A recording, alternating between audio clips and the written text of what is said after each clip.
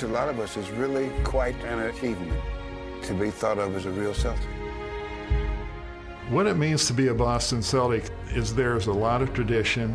There's a championship winning drive that we had. Keep it, Havlicek steals it over the stand goal. Havlicek stole the ball. It means teamwork, it means pride, but most of all, I think it means leadership. The outside now to Sam Johnson is good. These are the things that create the Celtic mystique that everybody talks about. What capped it for the Celtics is 11 championships in 13 years. It's all over. The Boston Celtics are once again the world champions. Look up and see all of those banners that are hanging up in the rafters, that they would also like to include their name, but they know what they must go through to be a part of that honor. You have to be on a team that plays together. You have to have what they call Celtic pride, which is something that Russell and Havlicek and Cousy and Casey Jones brought to Boston, and you have to win a championship.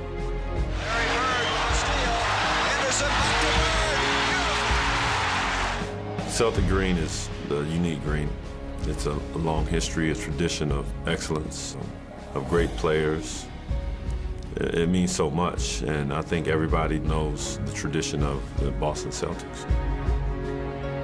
When you hear Celtic pride, you know, it's for the sacrifice of everybody, that you give yourself up. One man can be all he can be until the next man is all he can be. I've embraced the history and the culture and what it is to be a Celtic. The sacrifice, the hustle, the teamwork, the heart, the soul, determination. That's what Celtic pride is.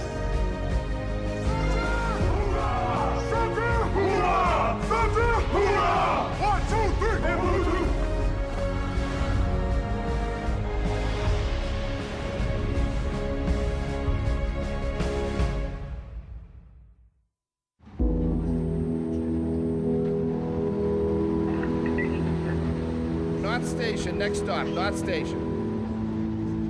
As the NBA's most storied franchise, the Boston Celtics have set the standard for basketball excellence. Their championship banners are testament to a dynasty that spanned 4 different decades, and their tradition of Celtic pride was passed from one group of legends to the next. But after winning their 16th NBA crown in 1986, Boston's run of glory drew to a close. The stars known as the Big Three would retire, and the Celtics who followed them hailed in comparison to their legendary predecessors. Larry Bird's not walking through that door, fans. Kevin McHale's not walking through that door, and Robert Parrish is not walking through that door. After 2 decades without a title, the Celtics would endure their most painful loss just days before the 2007 season.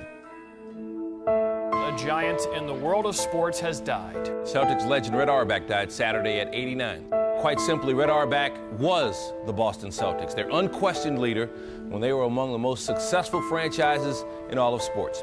The patriarch of the Celtics since 1950, Red had a hand in all 16 championships.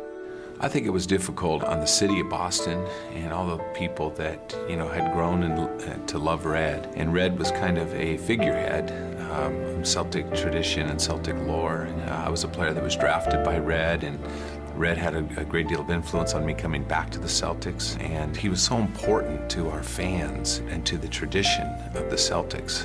And so that was a big blow to lose Red. And his death seemed to cast a cloud over their season, as Boston stumbled to one of their worst records ever. And the Celtic losing streak continues. Everything that could have gone wrong in 06-07 certainly went wrong. They were coming off a 24-58 season, highlighted by an 18-game losing streak. There was a negativity totally surrounding the entire franchise. Things were as low as they'd ever been. But that low point would also become a turning point, as GM Danny Ainge turned frustration to hope. Yeah, this proposed trade has been agreed to and will occur. Seattle will send Ray Allen to Boston for the number 5 pick. This is a blockbuster trade. It's been talked about for years. KG no longer a Wolf. He's going to the Boston Celtics. 2 trades brought a perennial all-star in Ray Allen and a former league MVP in Kevin Garnett. They would join together with a cornerstone of the franchise, Paul Pierce, to give the Celtics a new version of the Big Three. On this trade, I love it. I just think it gives us a chance. It gives us hope. That's what we want. You know, from low expectations to high expectations, that's what we want. That's exactly what we want. Finally, you can start to see a buzz, a little bit of a spirit. Instead of hoping for something, now you got something. Now you got something right there. This city just got uplifted. It's like a new breath. Yeah. It's just fantastic. Why? Why? They're awesome. KG, Ray Allen, Paul Pierce, that's all you need. Championship is coming. The expectations, once those 2 guys came in, were enormous. And we've all of a sudden become a team to beat in the East. I think they were excited about that. I mean, the enthusiasm that those guys had coming together, and Doc got them together too, and Doc, shared the same things, and Doc said, okay, if we win, that's great, but if we don't win, we have no excuses. It's on the head coach and the 3-star players to find a way to be successful. And we're off. These stars had aligned at just the right time. The Celtics were holding training camp in Italy, where the team would have a chance to gel. Right now, we just landed in Rome, getting ready to start off training camp. Long road for this journey we're about to begin right here in Rome, baby. It was perfect. It couldn't have happened at a better time for us to go over to Europe, because that's a time to bond. When you travel abroad, you're in a foreign country, you're with your team, and at the same time, you're eating, sleeping, talking basketball, hanging out, relaxing. It's only right that we go to the Coliseum with Gladiator. It's only right. It's nice. I like. Nice. Hey! Hoorah! Hey! Hoorah! Hoorah! Yeah, we right there. Here go my crew. Here go my crew. How many of y'all bring? This is what we're playing for. We're doing best out of 5. First team to 20 wins, okay? The winner, dinner's on me. Go! Nice, nice. Good action, good action. Come on, Wayne!